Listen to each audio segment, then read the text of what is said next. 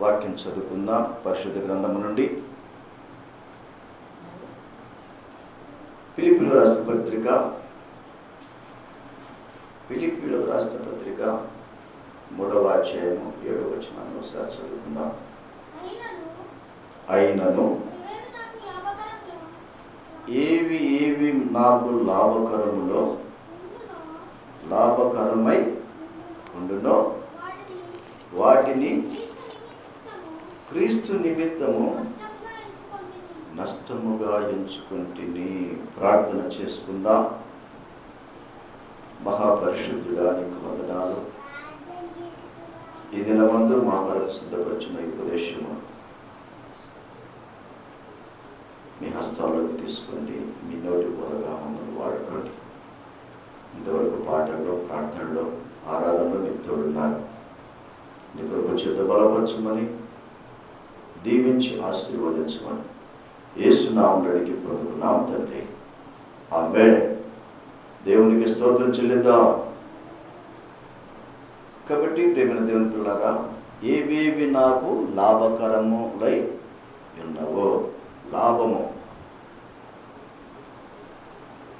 ఏది లాభము ఈ లోకములో? అక్కడ భక్తుడు అంటాడు, లోకములో ఏవైతే మనుషులు లాభకరమై ఉన్నవో అని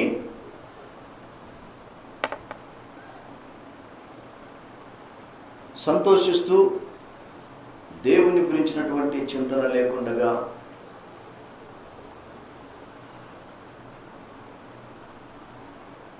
వారన్ని విధాలా సంతోషిస్తున్నటువంటి ఏవేవి లాభకరములై ఉన్నవి. ఏవేవి లాభం? ఏంటి అసలు మనకు లాభం? ఇప్పుడంతా లాభాల కొరకు మనము ఎదురు చూసేటువంటి దినాల్లో మనము ఉన్నాం. ఏదైనా చేయాలంటే నాకు లాభం ఎంత వస్తుంది, అంతేనా? ఏదైనా చేయాలంటే దానివల్ల నాకు లాభము ఏంటి? లాభం లేకుండా ఏ పని చేసేవారు లేరు. కాబట్టి లాభం ఏం కావాలి? లాభము. ఏది లాభము? నిజమే, లోకస్తులైతే వారు లాభం లేనిది ఏ పని చెయ్యరు. లాభం లేనిది ఏ పని చెయ్యరు. కాబట్టి ఈ దినాన పరిశుద్ధాత్మ దేవుడు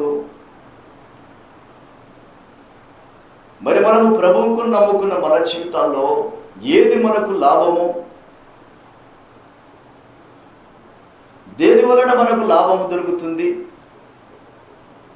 ఈ దినాన మనము ధ్యానం చేద్దాం. దేవునికి స్తోత్రం. పౌలు భక్తుడు ఏమంటున్నాడు? నాకేదేది లాభమో. అంతేనా? వినండి, దేవుని వాక్యంలో మనం పరిశీలన చేస్తే, ఎందుకంటే ఈ దినాల్లో కొందరికి లేచిన కాలం నుంచి పని చేయడమే వాళ్ళకు లాభం కదా. లెగిస్తే పని రందే లాభం. లెగిస్తే ఏదేదో చేయడం అది లాభం అనుకొని చేసేవాడిని, అంటే వాడిని తప్పట్టట్లేదు. పరిశుద్ధ గ్రంథంలో ఈ దినమందు ప్రభు మనతో మాట్లాడుతున్న లాభకరమైనటువంటి విషయాలను మనము ధ్యానం చేద్దాం. దేవునికి స్తోత్రం. హల్లెలూయా. కాబట్టి చదవండి దేవుని వాక్యములో, కీర్తనల గ్రంథము 19వ కీర్తన 10-11 వచనాలు మనం చదువుకుందాం. 19వ కీర్తన, అది బంగారము కంటెను, విస్తారమైన మేలిమి బంగారము కంటెను, కోరదగినది జుంటి తేనెల కంటెను. చదవాలి. తేనె కంటెను, జుంటి తేనె ధారల కంటెను మధురమైనది. వాటి వలన నీ సేవకుడు హెచ్చరిక నొందును. వాటిని గైకొనుట వలన గొప్ప లాభము. దేవునికి స్తోత్రం చెల్లిద్దాం. సంతోషంగా చెల్లిద్దాం. గొప్ప లాభం. నీ సేవకుడు వాటిని గైకొనుట వలన గొప్ప లాభము కలుగును. గొప్ప లాభము కలుగును. ఏం గైకొనాలి? వేటి వలన లాభము? బంగారము కంటే, తేనె కంటే, జుంటి తేనెల దారుల మధురాతి మధురము కంటే దేవుని వాక్యము లాభకరమైంది. దేవునికి స్తోత్రం. లాభం అన్నట్లు అక్కడ భక్తుడు గొప్ప లాభము. ఎండి సంపాదించడం కంటే, బంగారం సంపాదించడం కంటే,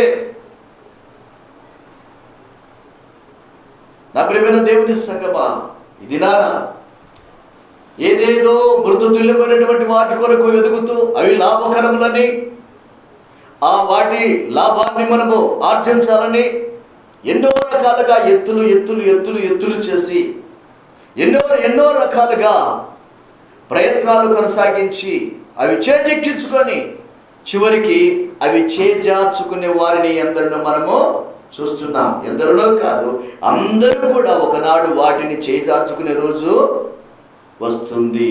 దేవునికి స్తోత్రం. నువ్వెంత ప్రయత్నం చేసినా, నువ్వెన్ని రకాలుగా దాన్ని భద్రపరచుకోవాలని, ఎన్ని రకాలుగా నీవు సిద్ధపాటు కలిగించినా, అవి సిద్ధం చేసుకొని కాపాడడానికి ప్రయత్నం చేసినా అవి ఒకరోజు నీ నుండి దూరము అవుతాయే కావా? ఖచ్చితంగా పోతాయి. కాబట్టి అందుకే భక్తుడు అంటాడు, కీర్తనకారుడు చాలా చక్కగా ఆయన యొక్క హృదయంలో ఉన్నటువంటి స్పందన తెలియపరుస్తున్నాడు. ఈ భూ సంబంధం లేకపోతే, కనిపించేటువంటి లేకపోతే, ఏదైతే గొప్పగా చెప్పుకుంటున్నామో వాటన్నిటికంటే కూడా నీ వాక్యమును గైకొనుట నాకు గొప్ప లాభము. దేవునికి స్తోత్రం. గొప్ప లాభము. దేవుని వాక్యాన్ని ఉద్యోగంగా ఉన్నోళ్ళు స్తోత్రం చెల్లిస్తారు. దేవునికి స్తోత్రం.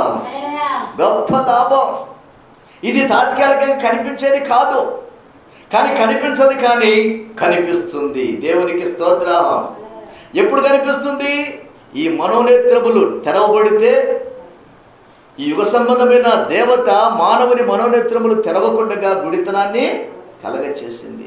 ఈ గుడ్డితనముతోటి మనం బయటకు వచ్చేసి ఆత్మనేత్రములతో చూడగలిగినప్పుడు ఆ మహోన్నతుడైనటువంటి గొప్ప తేజస్సును, ఆ ప్రకాశమానమైనటువంటి ఆశ్చర్యకరమైనటువంటి ఆ సూర్య ప్రకాశాన్ని మనము కనులారా చూసినప్పుడు ఆ గొప్ప లాభాన్ని మనము వర్ణించగలము. దేవునికి స్తోత్రం. హల్లెలూయా, హల్లెలూయా, హల్లెలూయా. కాబట్టి నా ప్రియమైన దేవుని పిల్లారా, దేవుని వాక్యం సెలవిస్తుంది. ఈ వాక్యం ఏంటండి? జీవితంలో వాక్యము గైకొనుట గొప్ప లాభము, గొప్ప లాభము. అందుకే భక్తుడు అంటాడు, సమయము సమీపించున్నది కనుక. చూసారా? సమయమును సమీపించినది కనుక. మీరు ప్రకటన 3:2 చూసుకుంటే ఉంటుంది ఆ విషయము. ఈ మాటలు చదువువాడును, వినువాడును, చదువువాడును, గైకొనువాడును ధన్యుడు, లాభం పొందినవాడు. ఈ మాటల్లో లాభం, ఈ మాటల్లో ధన్యత, ఈ మాటల్లో మేలు. ఈ వాక్యము నీ జీవితానికి మేలుకరంగా ఉంటుంది, లాభకరంగా ఉంటుంది, ధన్యకరంగా ఉంటుంది. కాబట్టి ఈ మాటలు గైకొనువాడు గొప్ప లాభాన్ని పొందుకుంటాడు. దేవునికి స్తోత్రం.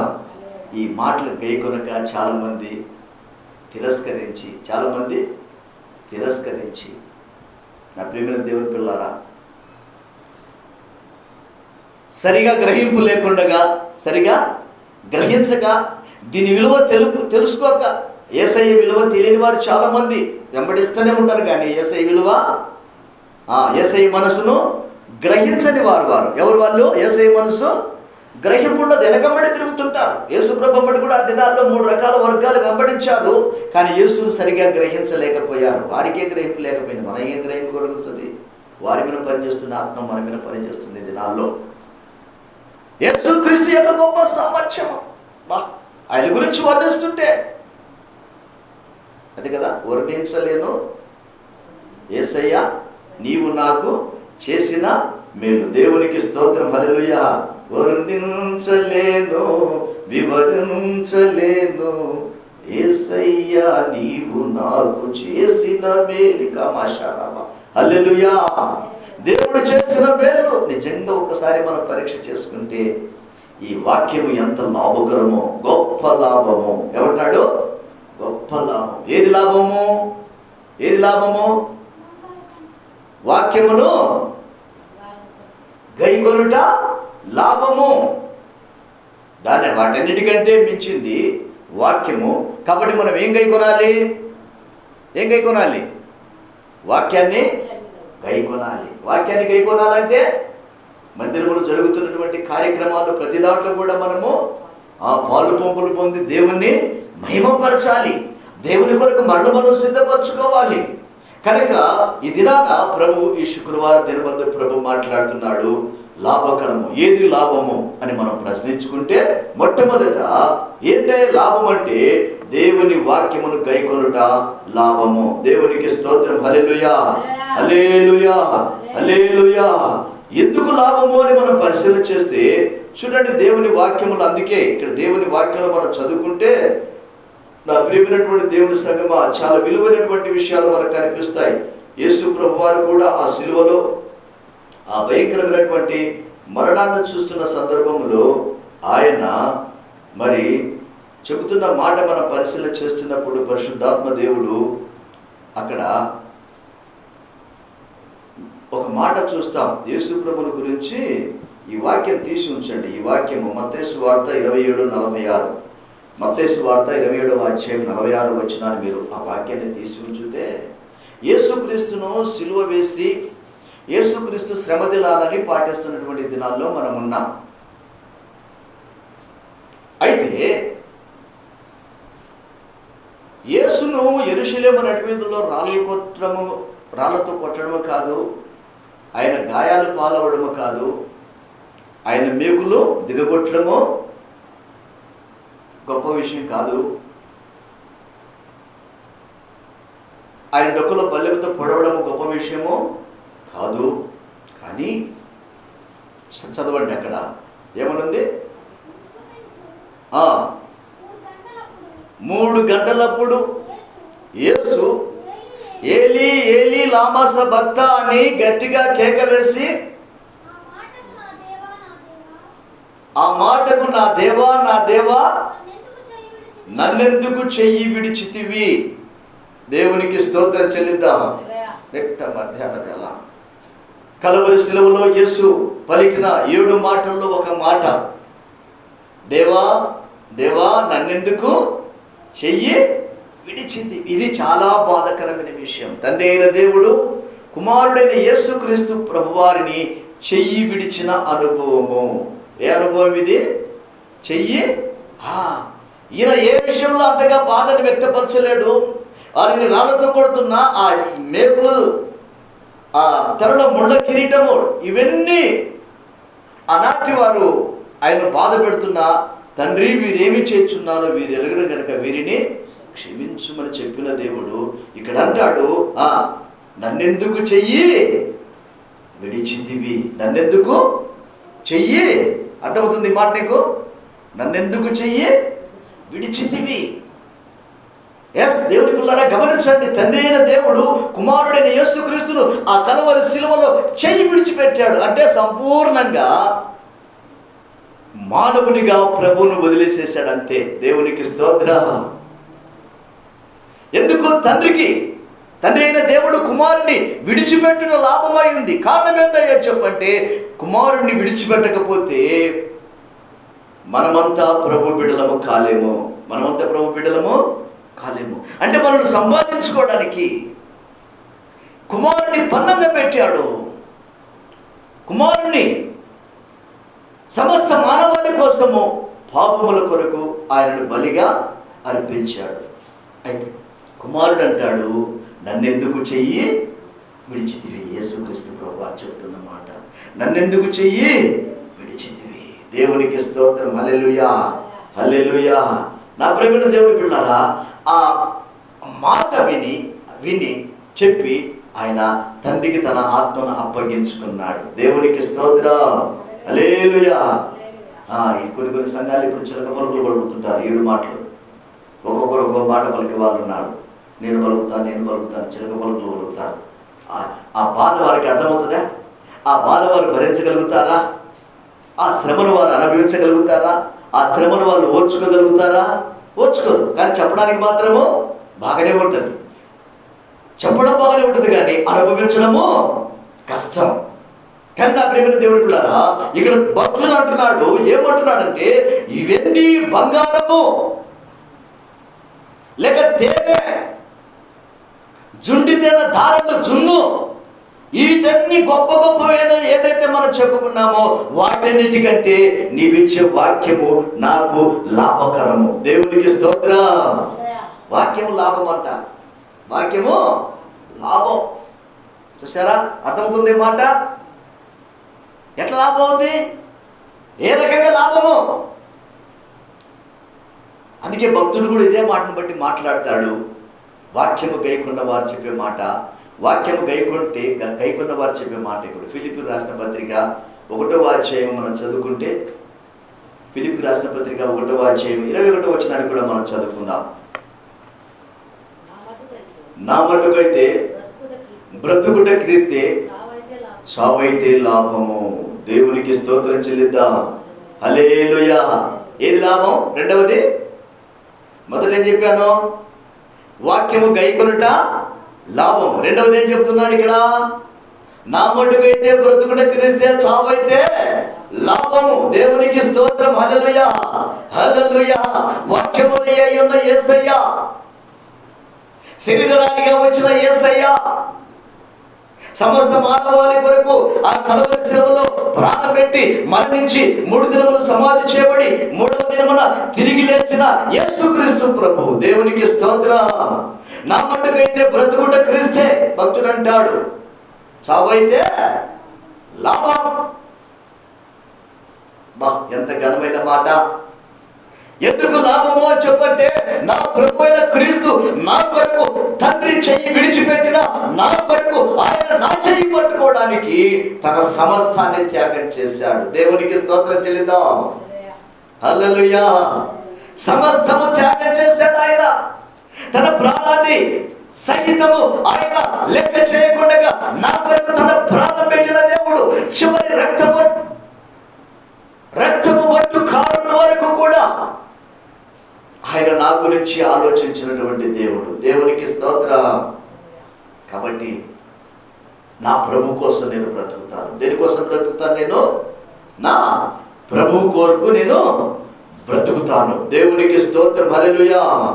నా ప్రభు కొరకు నేను జీవిస్తాను. ఒకనాడు నా మతం కొరకు నేను జీవించాను. దేని కొరకు జీవించాడు పౌలు భక్తుడు? దేని కొరకు జీవించాడు? సౌలుగా ఉన్నప్పుడు మతము కొరకు జీవించాడు. మతాన్ని ప్రబలింప చేయడానికి, మతము కోసం అవసరమైతే అనేకులను చంపడానికి, అవసరమైతే తను చావడానికి కూడా సిద్ధపడినటువంటి వాడుగా ఉన్నాడు ఈ పౌలు సౌలుగా ఉన్నప్పుడు. అయితే ఎప్పుడైతే దమస్కు మార్గంలో అదిగో ప్రభువైన యేసుక్రీస్తు దర్శించడం ద్వారా, తన పొరలు రానుట ద్వారా అదిగో ఆ ప్రత్యక్షత చూసిన నాటి నుండి కూడా ఇక ప్రభు కొరకు నా మటుకైతే బ్రతుకుట క్రీస్తు, నేను యేసయ్య కొరకు, క్రీస్తు కొరకు, అభిషేకుల కొరకు నేను బ్రతుకుతాను. శ్రమలు అనుభవించి నా కొరకు ప్రాణం పెట్టి కలువరి శిలువలో మరణించి 3వ దినమున పునరుద్ధరణై జీవించిన లేచిన గొప్ప పునరుద్ధరణ ప్రభావం కలిగిన యేసయ్య కొరకు నేను బ్రతుకుతాను. చనిపోతే నాకు ఇంకా లాభం. దేవునికి స్తోత్రం. చనిపోతే నాకు ఇంకా ఎందుకు? నేను యేసయ్యను కలిగి ఉన్నాను. యేసయ్య వాక్యము నాలో సమృద్ధిగా ఉంది. దేవునికి స్తోత్రం. యేసు నాలో ఉన్నాడంటే నాకు ఇక మరణము లేదు. ఈ భౌతిక మరణము, ఈ తాత్కాలికమైన మరణము నాకు సంభవించవచ్చునేమో, కానీ దీన్ని ధైర్యంగా ఎదుర్కొంటాను. ఈ మరణము నాకు లాభకరము. దేవునికి స్తోత్రం. హల్లెలూయా, హల్లెలూయా. ఒక పిచ్చుక ఉందంట. ఏముంది? ఒక పిచ్చుక ఒక చెట్టు మీద ఉంది. చెట్టు మీద గూడు కట్టుకుని ఒక చెట్టు మీద ఉంది ఒక పిచ్చుక. ఉన్న తర్వాత గొప్ప తుఫాన్ వచ్చేసింది. గాలి వచ్చేసింది, ఉరుములు వస్తున్నాయి, పిల్ల రాలిపోతున్నాయి, ఎక్కడికెక్కడ చెట్లు ఇరిగిపోతున్నాయి, గాలి వాన వస్తుంది. ఈ చెట్టు మీద పిచ్చుక మాత్రము ప్రశాంతంగా ఉంది. దేవునికి స్తోత్రం. హల్లెలూయా. ఏ భయం లేకుండా ఏ చలనం లేకుండా హాయిగా చూసుకుంటూ ఉంది. పొడి పడాపడి చెట్టు ఇరిగిపోతున్నాయి, ఇల్లు పడిపోతున్నాయి, తుఫాను ఎక్కడికెక్కడ, ఉరుములు పడుతూ అన్నీ జరుగుతూ వస్తున్నా అయినా అది నాకేం అన్నట్టుగా ప్రశాంతంగా కొమ్మ మీద కూర్చొనే ఉంది. ప్రశాంతంగా ఈ చివరికి చెట్టొచ్చి తను ఉన్న చెట్టు దగ్గరికి కూడా తుఫాను, గాలి, ఆ వర్షము ఉధృతంగా వచ్చేసింది. ఉధృతంగా వచ్చేసిక ఒక్కసారిగా పడిపోతున్నప్పటికీ కూడా అది మాత్రము ప్రశాంతంగా ఉంది. దేవునికి స్తోత్రం చెల్లిద్దాం. హల్లెలూయా, హల్లెలూయా. ఒక్కసారి కొమ్మగుర పెల అన్నప్పుడు కూడా అది ప్రశాంతంగా రెక్కలు చాపి పైకి ఎగిరి ఇంకో స్థలానికి వెళ్ళిపోవడానికి సిద్ధపడుతుంది. ఏం చేసింది? రెక్కలు వెంటనే తనున్న కొమ్మ కూడా ఎగిరిపోతుంటే అదేం చేసింది? కొమ్మలు రెక్కలతోటి పైకి ఎగిరిందంట. దేవునికి స్తోత్రం, హల్లెలూయా. అప్పటికి కూడా అది దిగులు కారణమైంది, దానికి రెక్కలు ఉన్నాయి. అవసరమైతే ఇంకొక స్థలానికి మారడానికి అవకాశం. దేవుని బిడ్డలు ఆ రీతిగా భయపడనవసరము లేదు. ఎందుకంటే యేసుక్రీస్తు మనకు ఇదిగో మనము ఈ లోకాన్ని విడిచి వెళ్ళిపోవడానికి మరొక లోకము అనగా ఆ యొక్క పరదేశు, ఆ ఉన్నతమైనటువంటి ఆ శ్రేష్టమైన రాజ్యములో మనం నివాసించడానికి ఒక గొప్ప అవకాశాన్ని దేవుడు కల్పిస్తున్నాడు. ఎవరికి ఆ స్థలము, ఎవరికి ఆ ప్రదేశము, ఎవరికి ఆ యొక్క స్థితిని దేవుడు ఇస్తాడంటే ఈ లోకములో క్రీస్తు కొరకు వారిని వారు సిద్ధపరచుకున్న వారి కొరకు. దేవునికి స్తోత్రం, హల్లెలూయా, హల్లెలూయా. అందుకే భక్తుడు ఏమంటున్నాడు? నా మటుకైతే బ్రతుకుట క్రీస్తే, చావైతే లాభం. దేవునికి స్తోత్రం, హల్లెలూయా. ఈ జీవిస్తున్న జీవితము నాది కాదు. ఒకనాడు జీవించాను, ఒకనాడు మతములు, ఒకనాడు కులములు, ఒకనాడు ఆచారములు, ఒకనాడు ఐశ్వర్యములు, ఒకనాడు అందములు, ఒకనాడు పేరు ప్రతిష్టల్లో, ఒకనాడు రకరకాలుగా అదిగో లోకములో ఏదైతే ఉందో ఆ లోక సంబంధమైన విషయాల్లో నేను జీవించాను. అయితే ఇప్పుడైతే మాత్రము నా ప్రభువును కన్నులారా చూశాను. దేవునికి స్తోత్రం. కనుక ఇప్పుడు చావైతే నాకు లాభము, చావైతే నాకు లాభము. దేవునికి స్తోత్రం, హల్లెలూయా. మొదటిది ఏం చెప్పాను? పరిశుద్ధాత్మ దేవుడు వాక్యమును గైకొని యేసును వెంబడించుటలో లాభం ఉంది. అన్నిటికంటే కూడా లోకములో ఉన్న దానికంటే ఇప్పుడు యేసుక్రీస్తు కొరకు చనిపోవడం కూడా ఒక గొప్ప లాభమని దేవుని వాక్యము సెలవిస్తున్నది. దేవునికి స్తోత్రం, హల్లెలూయా, హల్లెలూయా. అందుకే మూడవది చూడండి దేవుని వాక్యములో, 1 తిమోతి పత్రిక 6వ అధ్యాయము 5-6 వచనాలు కూడా మనం చదువుకుందాం. 1 తిమోతి పత్రిక. నా ప్రియమైన దేవుని సంగమా, దేవుని వాక్యము సెలవిస్తుంది, చదవండి. 1 తిమోతి పత్రిక 6వ అధ్యాయము 5-6 వచనాలు మనం చదువుకుందాం. చెడిపోయిన మనస్సు కలిగి సత్యహీనులై దైవ భక్తి గొప్ప లాభ సాధనం అనుకొని, చూసారా, చెడిపోయిన మనసు కలిగి సత్యహీనులై దైవభక్తి లాభ సాధనం అనుకొను మనుషుల వ్యర్థ వివాదములను కలుగుచున్నవి. అయితే సంతుష్టి సహితమైన దైవ భక్తి గొప్ప లాభ సాధకమై ఉన్నది. దేవునికి స్తోత్రం, హల్లెలూయా. సంతుష్టి సహితమైన భక్తి. ఏ భక్తి? భక్తి సంతుష్టి సహితమైన భక్తి ఏమై ఉన్నది? గొప్ప లాభ సాధకము. దేవునికి స్తోత్రం, హల్లెలూయా. సంతుష్టి సహితమైన భక్తి మనం చేయాలి. ఎలాంటి భక్తి? భక్తి లాభ సాధకం. ఏ భక్తి? సంతుష్టి సహితమైన భక్తి. సంతుష్టి సహితమైన అంటే పరిపూర్ణమైన భక్తి మనం చేయాలి. అరకొర భక్తితో మనం ఆశీర్వాదాన్ని పొందలేము, అది లాభకరము కాదు. ఒక పని పూనుకున్న తర్వాత ఆ పని సంపూర్ణంగా నెరవేరిస్తేనే, చేయగలిగితేనే దానివల్ల మనకు లాభము కలుగుతుంది. కాబట్టి ఇక్కడ ఎందుకు ఈ విషయాలు మాట్లాడుతున్నాడంటే భక్తి గొప్ప లాభ సాధకరము. దేవునికి స్తోత్రం. భక్తి గొప్ప లాభం. ఇది భక్తిహీనులకు అర్థం కాదు. ఇది సరైనటువంటి భక్తి అలవాటు చేసుకున్న వారికి లాభము. అయితే ఏమిటయ్యా చెప్పంటే, వారికి ఒకటే నిరీక్షణ, ఒకటే ఆలోచన, ఒకటే విధి విధానాలు ఉన్నాయి. ఎందుకు వారు అలా చెప్పగలుగుతున్నారంటే, వారు అంటారు, మనం ఈ లోకానికి ఏమి తీసుకొని రాలేదు. మనం ఈ లోకంలోకి వచ్చేటప్పుడు ఏమి తీసుకుని రాలేదు. మనం వెళ్ళేటప్పుడు ఏమియో తీసుకొని పోలేం. కాబట్టి మనం ఏమీ తీసుకొని రాలేదు, ఏమి కూడా తీసుకొని చూస్తున్నాగా ఎంతమందిని మనం ముందు చూస్తున్నాం. వాళ్ళే కాదు, రేపు నాడు మన పరిస్థితి కూడా. నువ్వు ఏం కట్టుకున్నా, ఏం సంపాదించుకున్నా, ఎన్ని రకాలుగా నీ జ్ఞానాన్ని ఉపయోగించి, ఎన్ని రకాలుగా నీ తెలివితేటలు ఉపయోగించి, ఎన్ని రకాలుగా నీవు నిద్రను పాల్గొని, ఎన్ని రకాలుగా నీవు కష్టపడి శ్రమపడి, ఎన్ని రకాలుగా నీవు కుయుక్తులు పని నీవు ఎంత సంపాదించుకున్నా ఈ భూలోకంలో అదంతా కూడా ఒకనాడు విడిచిపెట్టవలసి వస్తుంది.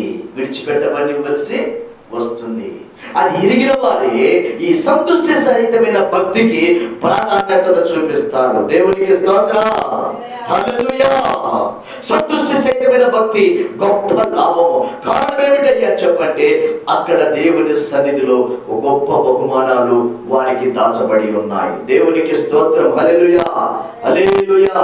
కాబట్టి సంతుష్టి సహితమైనటువంటి భక్తి కొరకు మనము ముందుకు కొనసాగాలి. 5వ వచనం 6వ వచనం కూడా చదివారా? 6వ వచనాన్ని మనం చదువుకుంటే, దేవుని పిల్లారా, 6వ వచనాన్ని కూడా మనం చదువుకుందాం. సంతుష్టి సహితమైన భక్తి గొప్ప లాభ సాధకమైనది.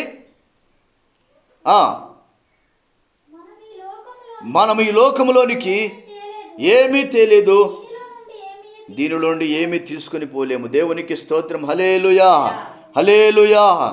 అదే రీతిగా దేవుని పిల్లరా చదవండి దేవుని వాక్యములు. అందుకే ఇక్కడ అంటాడు, దేవుని భక్తుడు పరిశుద్ధాత్మ దేవుడు మాట్లాడుతున్నాడు. అక్కడ 2వ తిమోతి పత్రిక 4వ అధ్యాయము 8వ వచనాన్ని కూడా మనం చదువుకుంటే, ఇక్కడ వాక్యం సెలవిస్తున్న మాట ఏమిటంటే, 2వ తిమోతి పత్రిక 4వ అధ్యాయము 8వ వచనాన్ని మనం చదువుకుందాం. చివరి మాటగా చెప్పి మనం ముగించుకుందాం. ఇక మీదట నా కొరకు నీతి కిరీటము ఉంచబడి ఉన్నది. ఆ దినమందు నీతిగల న్యాయాధిపతి అయిన ప్రభువు అది నాకు మాత్రమే కాక తన ప్రత్యక్షతను అపేక్షించు ఎదురు చూస్తూ కనిపెట్టు వారందరికీ అనుగ్రహిస్తాడంట. దేవునికి స్తోత్రం చెల్లిద్దాం, హల్లెలూయా. ఆ ప్రత్యక్షతను పొందుకోవాలంటే ఈ లోకములో భక్తుడు అంటాడు, నాకు ఏవేవి లాభకరములో ఉన్నాయో వాటన్నిటిని కూడా నేను పెంటతో సమానంగా చేసేస్తున్నాను. సంతుష్టి సహితమైన భక్తి గొప్ప లాభ సాధకము. ప్రభును స్తుతించుట, ప్రభు వాక్య ప్రకారము జీవించుట, వాక్యమును నిత్యము మనము దివారాత్రములు ధ్యానించుట, ప్రభువుకి నమ్మకంగా మనం ఏ యొక్క కార్యక్రమాల్లో ప్రభు బిడలుగా మనకు దేవుడు ప్రేరేపించాడు. ప్రతి శుక్రవారం పగటికాల సమయంలో ఈ వాక్యాన్ని మనం ధ్యానం చేసుకోవడానికి ప్రభు ఈ రీతిగా మనల్ని సిద్ధపరిచాడు. గుంపు అవసరం లేదు, ఎంతమంది వస్తారన్నది కాదు, ఎవరికి వారిగా వ్యక్తిగతంగా ప్రభు సన్నిధిలో కనిపెట్టి ఈ లాభకరమైన భక్తిలోనికి మనం ప్రవేశించినప్పుడు పరలోకలు మన కోసము గొప్ప బహుమానాలు దాచబడ్డాయి. దేవునికి స్తోత్రం, హల్లెలూయా. గొప్ప గొప్ప బహుమానాలు మన కొరకు దాచబడ్డాయి. కాబట్టి భక్తుడు అంటాడు, నా కొరకు కిరీటాలు దాచబడ్డాయి. మరి నీ పరిస్థితి ఏమిటి? మనం చేస్తున్న భక్తిలో ఎంతవరకు మనం సంతోషిస్తున్నాం? ఇది నాన్న ప్రభు మాట్లాడుతున్నాడు, పరిశుద్ధాత్మదేవుడు. నా ప్రియమైన దేవుని పిల్లారా, నాకేవేవి లాభకర్మలు ఉన్నాయో వాటన్నిటిని నేను క్రీస్తు నిమిత్తము, క్రీస్తును సంపాదించుకున్నట్టుకు వాటన్నిటిని నేను పెంటతో సమానంగా ఎంచుకుంటున్నాను. మొట్టమొదటి భక్తి ఏంటి? ఏం చెప్పుకున్నాము? దేవుని వాక్యము గైకొనుట గొప్ప లాభము. రెండవది క్రీస్తు కొరకు మరణించుట గొప్ప లాభము. మూడవది సంతుష్టి సహితమైన భక్తి గొప్ప లాభ సాధకమై ఉన్నది. క్రీస్తు కొరకు చనిపోవడానికి ఎన్ని శ్రమలు వచ్చినా, ఎన్ని ఉపద్రవాలు వచ్చినా, ఈ లోకంలో ఎన్ని ప్రతికూలతలు ఎదురైనా నా ప్రభు కోసం నేను జీవిస్తాను. ఇక జీవించేది నేను కాదు, కానీ నాలో నా క్రీస్తు జీవిస్తున్నాడు. నా ప్రభు కొరకు నేను ఏదైనా చేస్తాను, ఏదైనా చేయడానికి నేను సిద్ధపరచుకున్నాను. ఎందుకంటే కారణం, ప్రభు నన్ను ఎన్నుకున్నాడు, ప్రభు నన్ను కావాలని కోరుకున్నాడు. లోకంలో ఘనులు, గొప్పవారు, యోగ్యులు ఎందరో ఉన్నారు, కానీ వారిని నన్ను ప్రభు పిలవలేదు. కానీ ఎర్రివాడని నన్ను దేవుడు ఏర్పాటు చేసుకున్నాడు.